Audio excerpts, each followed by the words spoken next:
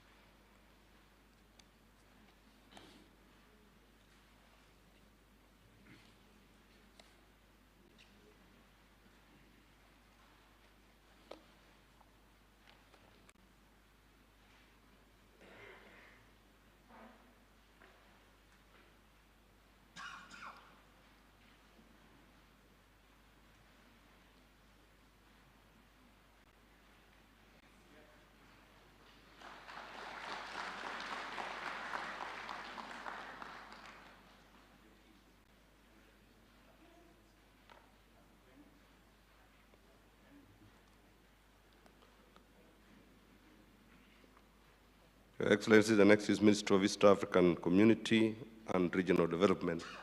Honorable Ms. Beatrice Askul Moe, Mr. Abdi Dubat Vido, and Mr. Arsama Kelo, in the presence of Honorable Peter Dochakabong, who is around.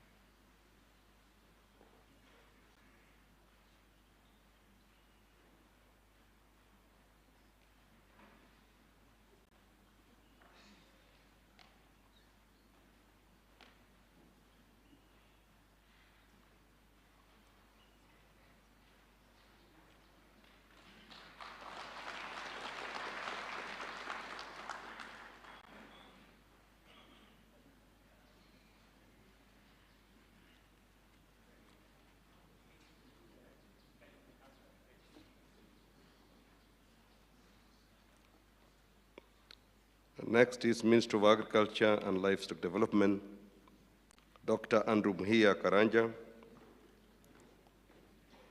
with witness whereof of Dr. Paul Kairono and Honorable Jonathan Mweke, in the presence of John Kanyuidia Mutunga, Chairperson, Departmental Committee on Agriculture and Livestock.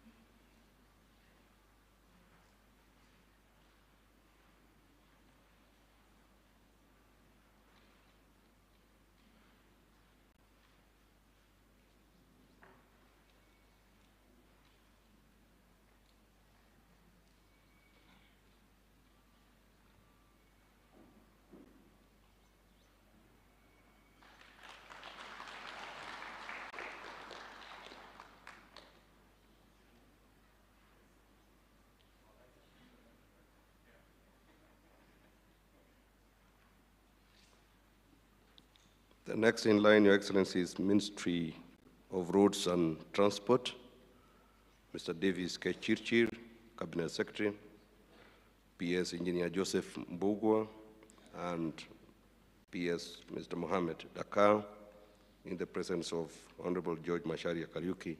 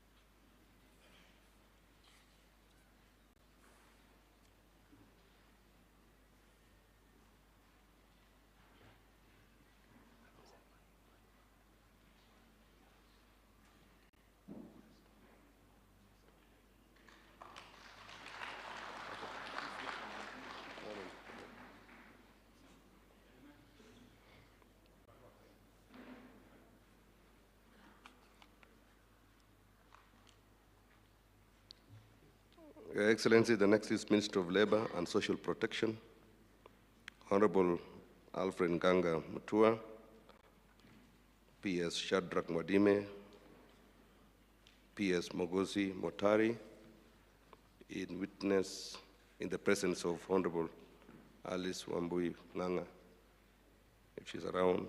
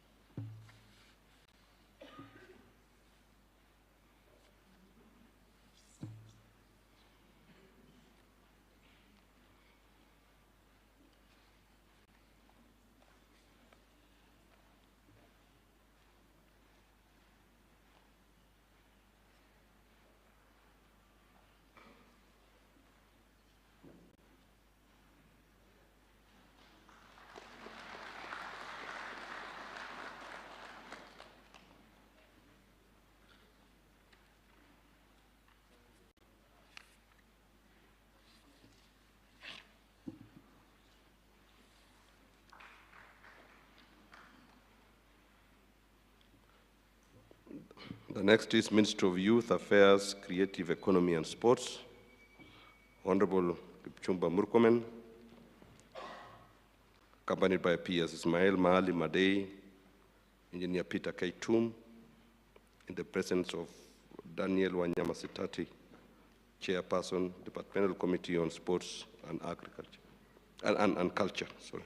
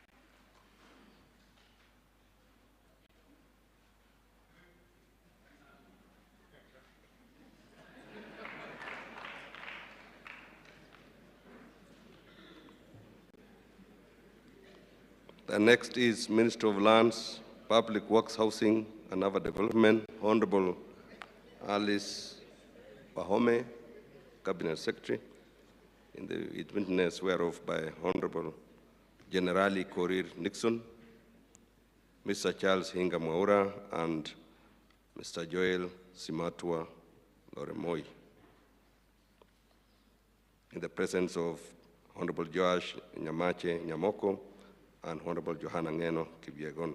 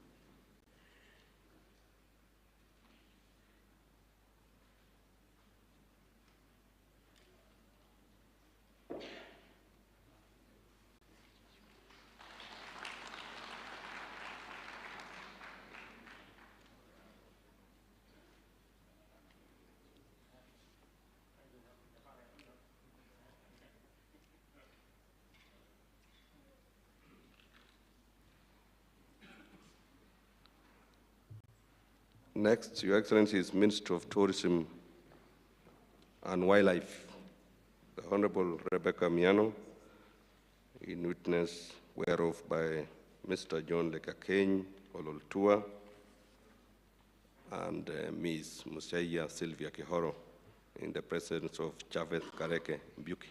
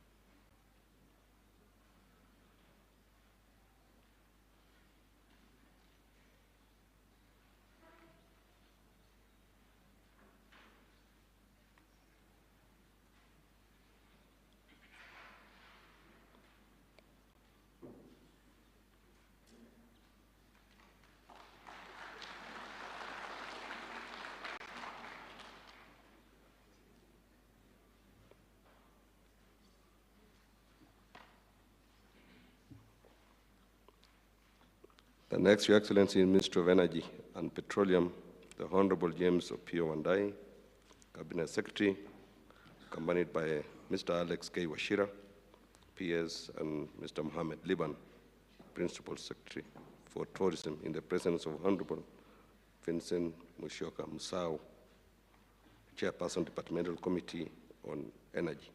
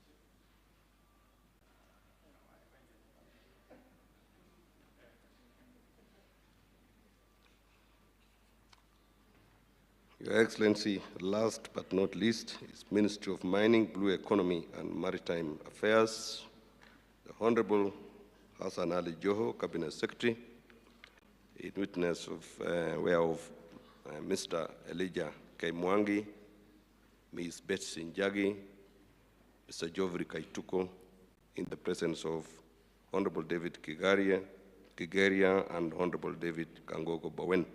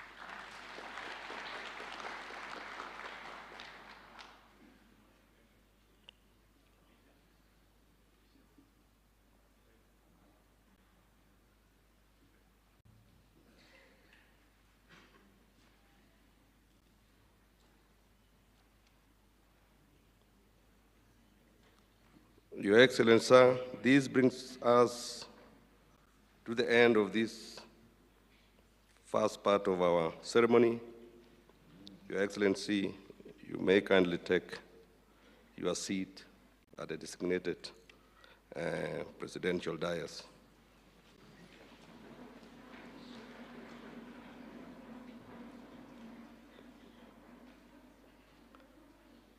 We may have our seats. Your Excellency, it is now my distinct honor to invite the Prime Cabinet Secretary to make his remarks and thereafter progress the day's program. Thank you.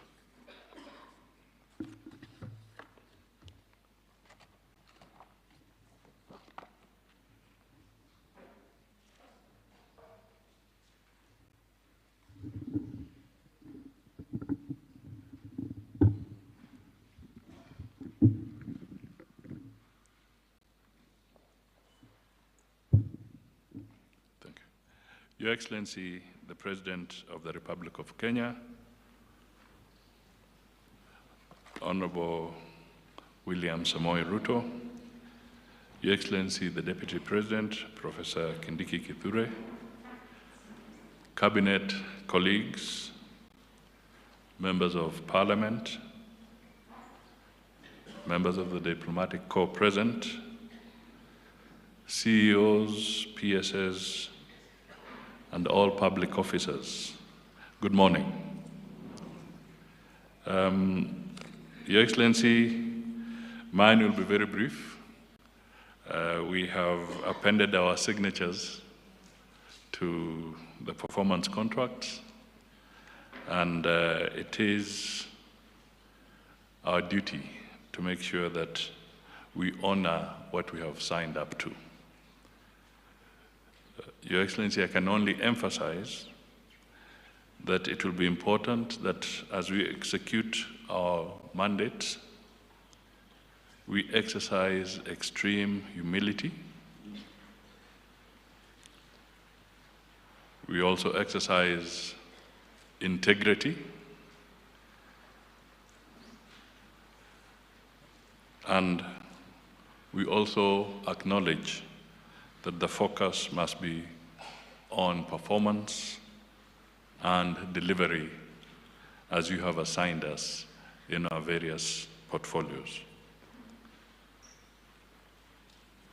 Your Excellency, it is important that Parliament has also been here. They oversight us, and I think the message that we get from their presence also is that they are likely to be more vicious in their oversight assignments as they look at all the various dockets and what is expected of us. With these few remarks, it is my singular honor, Your Excellency, to now welcome the Deputy President, Professor Kindiki Kithure, to make some remarks and thereafter invite you to address us. Thank you.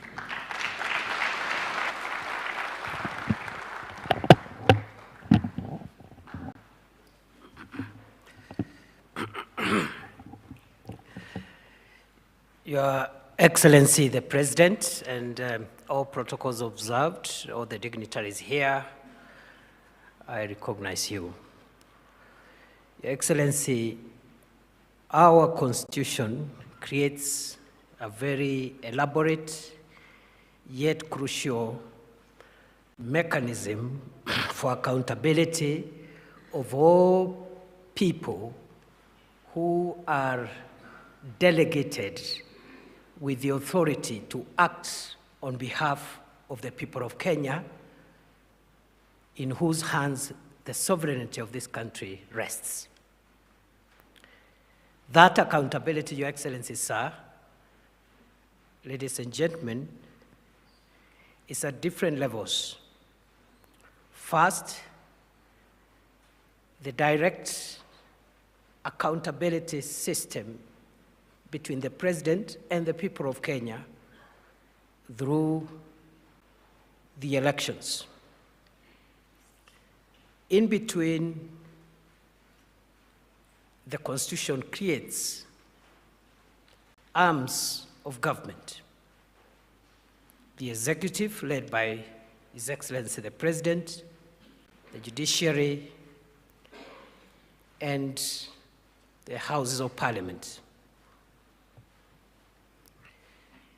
It is argued that increasingly our Constitution and many other democratic constitutions have created a fourth arm of government, and that is the independent offices, other than the judiciary, because they are not the executive, they are not in the judiciary, they are not in the legislature, yet they are constitutional formations which help our democracy to move forward. Two of these arms of government are devolved, the executive and legislature. All these arms of government are arms of one government of the Republic of Kenya. The more reason, Your Excellency, sir, that on an occasion like this one, other arms of government come to witness and also to support the executive, because we are all arms of one government of the Republic of Kenya. Going forward, under your leadership, Your Excellency, we hope we'll be able to build greater harmony and coherence among the arms of government and the two levels of government, because all of us, from yourself and everybody else exercising authority in this country of whatever nature, does so on behalf of the people of Kenya, and the government is one, but with various arms and various levels, as I have outlined. Therefore, Your Excellency, it is a great occasion for us today, even as we look at the performance contracts of those of us who are in the executive, as we make sure that we enhance our accountability to the people of Kenya as you lead us. The second and last remark I want to make, Your Excellency, sir, is I've been reflecting on a day like this one, what this means to us who are here. It means that we are expected, in the context in which we exercise our mandates, to ensure that whatever commitments we make, we fulfill them. Because accountability demands transparency, report back, and evaluation. And Your Excellency, it is my very humble view that in the context of a very vibrant democracy that Kenya is, going forward, we have to work harder, faster, more efficiently, if we have to keep pace with the very vibrant democracy that our country has become.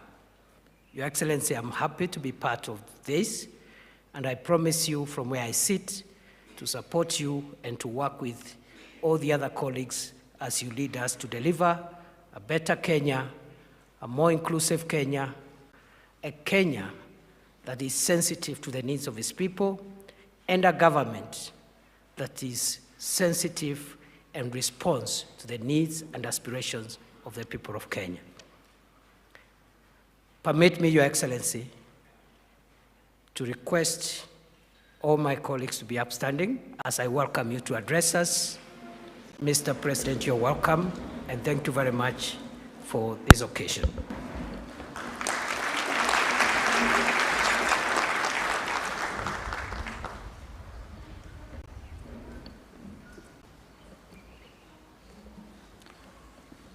Thank you very much, Mr. Deputy President. Let's take our seats.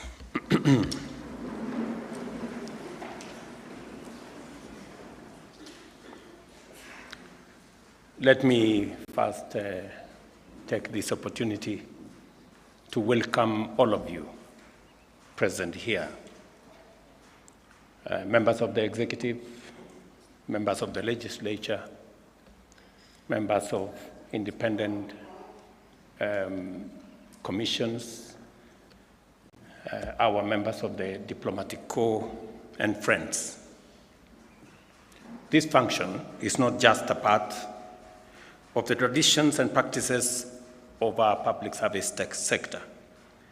It has its foundations in the Constitution, which, besides national values and principles of governance, has entire chapters devoted to the public service as well as leadership and integrity.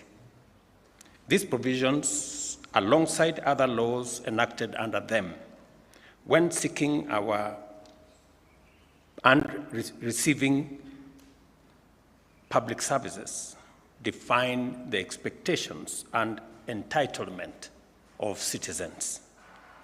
For us, they also set the standard we must uphold at all times in our performance individually and also collectively. It is important for us to understand that in entering the public service, we are under an explicit and implied binding contract with the people of Kenya to perform the tasks and duties entrusted to us and manage resources under our stewardship to a specific minimum standard set both by the law and by the Constitution. It is therefore always a good strategy to establish the document and clear terms and conditions to which we and the citizens of Kenya can make reference in evaluating whether we are doing our jobs as is required of us and providing meaningful value to the people of Kenya. In electing their government, the people express specific expectations and entrust us to deliver fully and also to deliver on time. I am committed to honoring that trust fully, and to do so, I rely on you to equally do your part as set out in your terms of appointment and as demanded by the Constitution, the law of Kenya, and the electorate. Our performance contract with citizens was formalized upon the inauguration of this administration in our commitment under the bottom-up economic transformation agenda for Kenya. This plan embodies our commitment to addressing critical priorities, including reducing the cost of living, managing inflation, taking all steps to create jobs, eradicate hunger, enhancing food production and productivity in general, and expanding the tax base and improving our foreign exchange balances. We also pledged to enhance governance, democracy, and the rule of law, protect rights and freedoms, uphold our national sovereignty, and achieve inclusive economic growth. These are the benchmarks by which Kenyans will assess our success. As we signed the second generation Ministerial Performance Contract for the year 2025, let us reflect on our commitments, the ones we made, and the weight of the responsibility that we have on our shoulders. These performance contracts are not mere or ceremonial formalities. They represent firm and solemn commitments to implement the inclusive and transformative goals of our plan. I must emphasize, and I encourage you to internalize the strategic pillars of this agenda and their interconnectedness. These pillars demand greater efficiency in current programs and projects and a bold redefinition of our service delivery paradigm.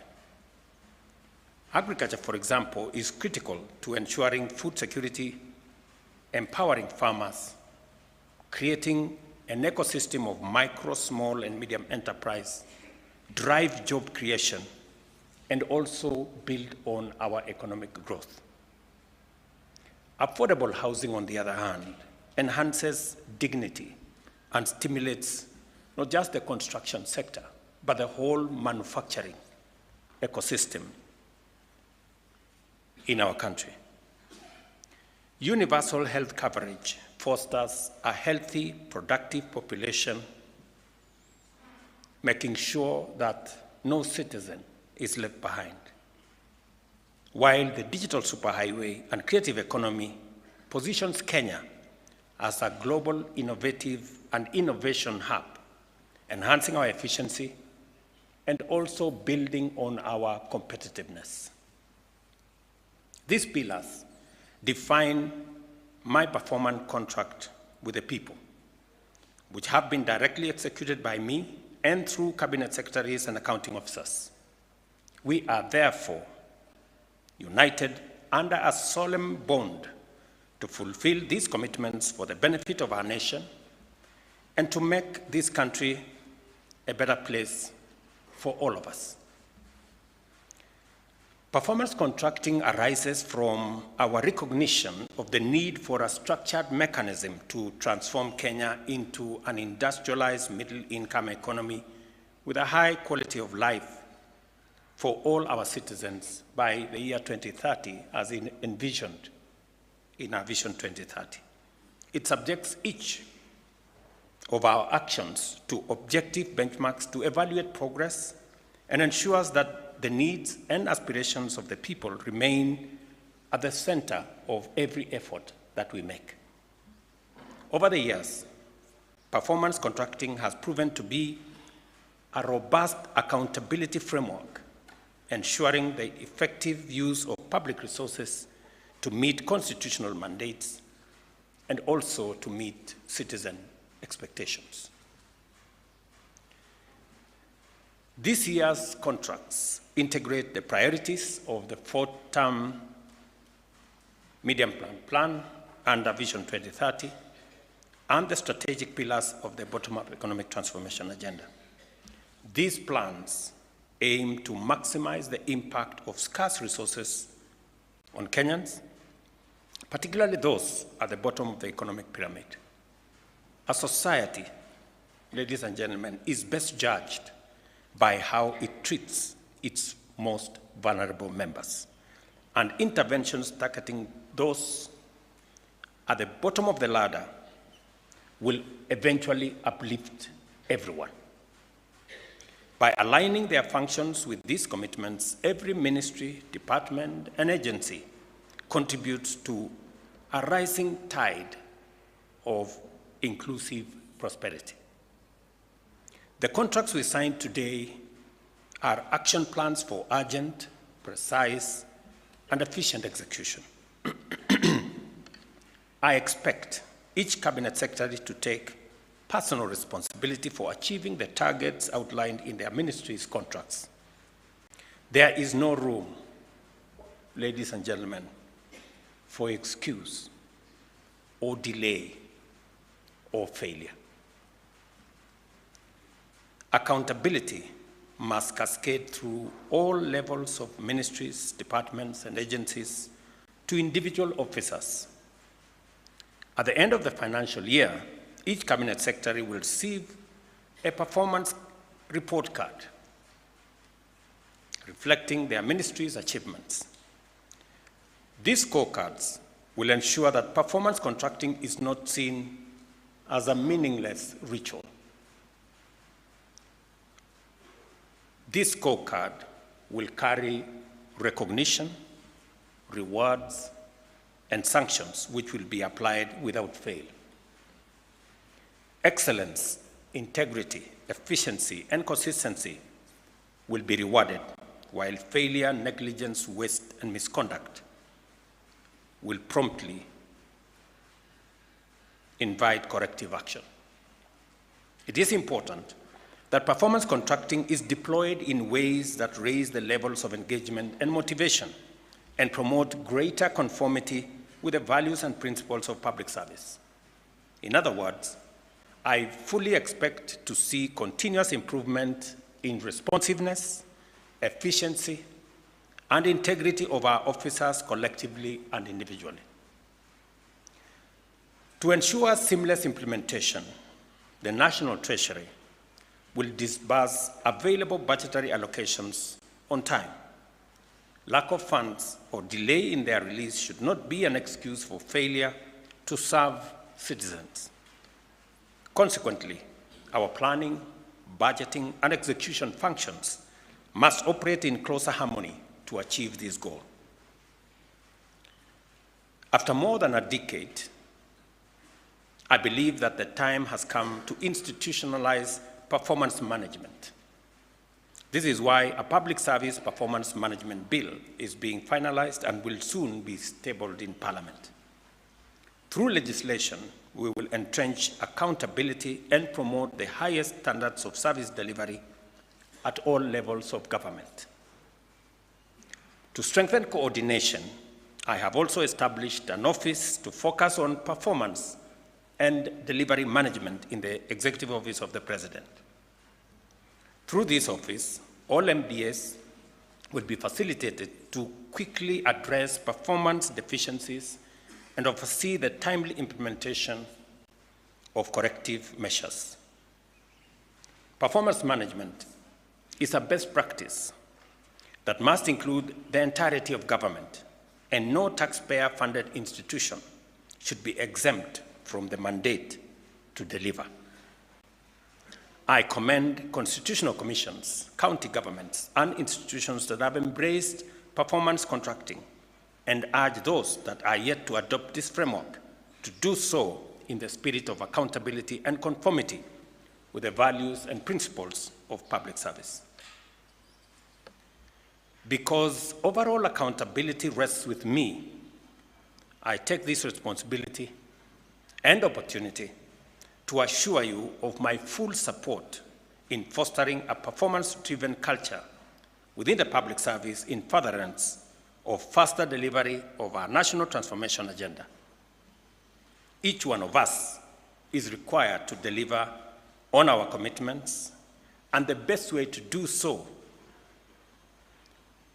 is by working together, united by the urgency of the need to transform Kenya and ensure that every citizen experience the full promise of this country's abundant opportunities and possibilities. I look forward to working with each and every one of you, and I'm happy that on this occasion we have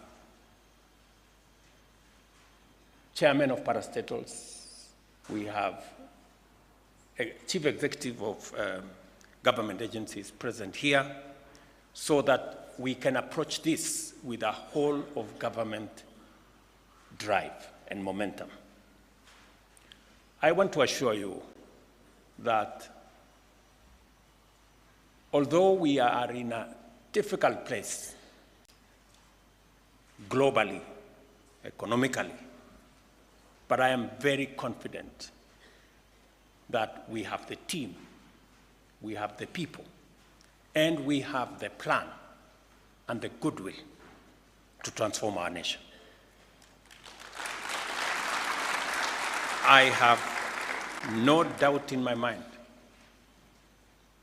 and there is no room for failure. We must succeed. We must build on the synergies that exist within government departments, work together towards creating the momentum that is going to make each and everyone succeed. I want us to understand that the failure of one sector of government, one department, one agency, one ministry affects the overall performance of government. And therefore, it is our collective responsibility to make sure that using the whole of government approach, that we ensure that we build the necessary momentum and also synergy so that we can succeed together. The executive will not succeed if the legislature does not succeed. And the judiciary will not succeed if the executive or the legislature does not succeed. The success of Kenya is going to be the success of every arm of government and every department of government and every agency of government. And that is how we are going to succeed. I want to assure us, as the people of Kenya, that we are in a very pivotal moment. We have taken on a transformative pathway. We have taken on very difficult assignments. For a very long time, close to 15, 20 years, we haven't thought with clarity about our education and the funding of our education. We have decided this time round to bite the bullet and sort out the funding in our education sector and provide clarity on the education of our children.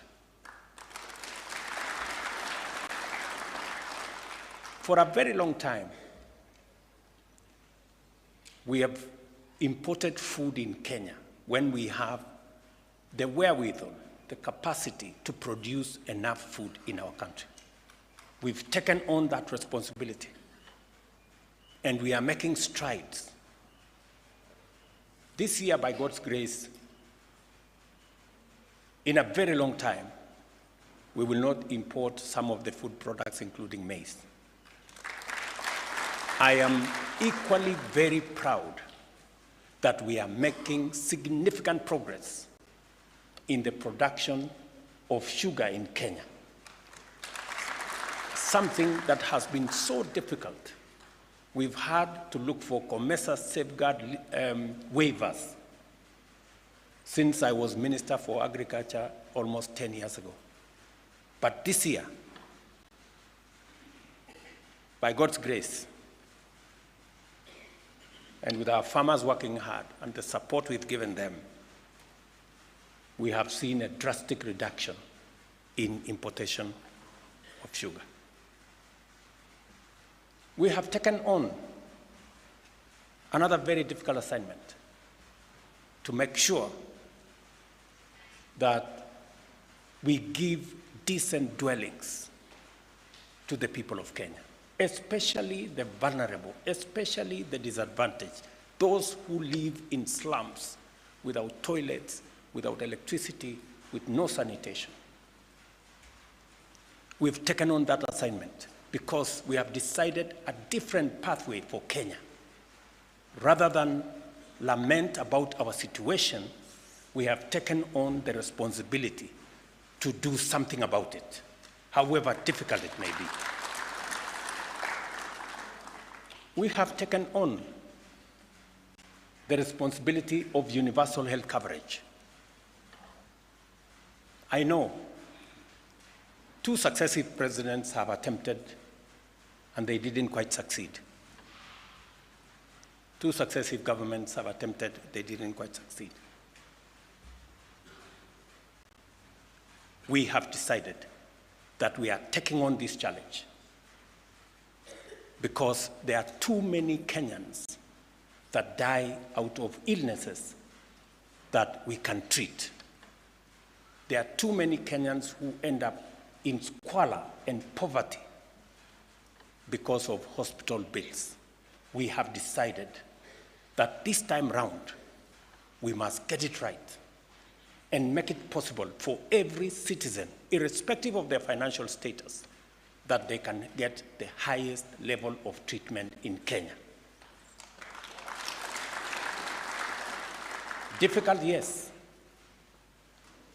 But rather than lament about a not so working NHIF, an NHIF that has bills dating 10 years, 15 years, we've decided to correct that situation. And I promise you, we will confound the naysayers. We will succeed. This country will not fail. This great nation that God has given us will succeed. The enemies of Kenya will be put to shame because we are going to succeed. And we are going to take this country forward. I am persuaded, and I am very clear, and I am focused on making sure that together with all of us, working as leaders in the Republic of Kenya. And all of us understand the more authority you have, the greater the responsibility that rests on your shoulders. And the greater the responsibility you have on your shoulders, the higher the accountability that you are judged by. So all of us must work together towards making Kenya succeed. This country of ours, this home that God has given us, we must work tirelessly to make it succeed, to make it great, so that we can bequeath the next generation of Kenyans a better country, much more organized country, a country that shares prosperity, a united country. So, ladies and gentlemen, I am asking of all of you, the people who've served in different capacities, the people who have the privilege and honor to occupy whatever office in the service of the people of Kenya, that we join hands, we work together, and we focus on making this nation great. I want to thank you very much for coming for this function.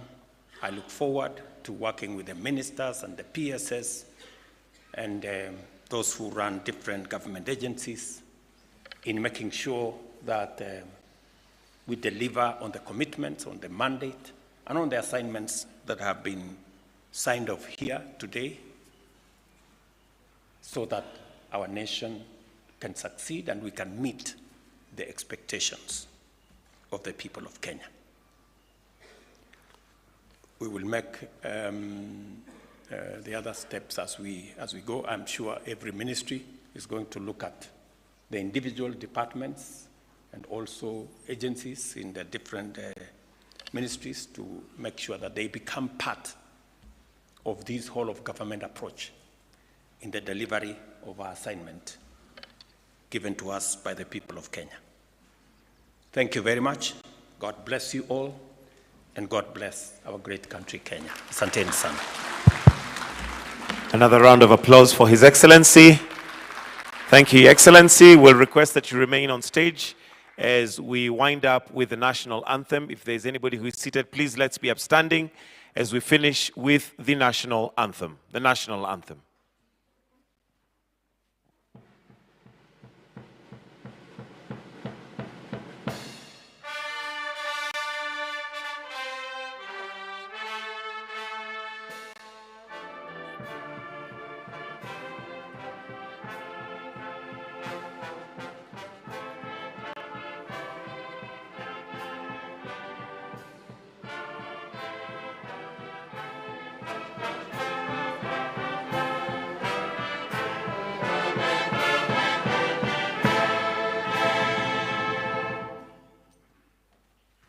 And that brings us to the end of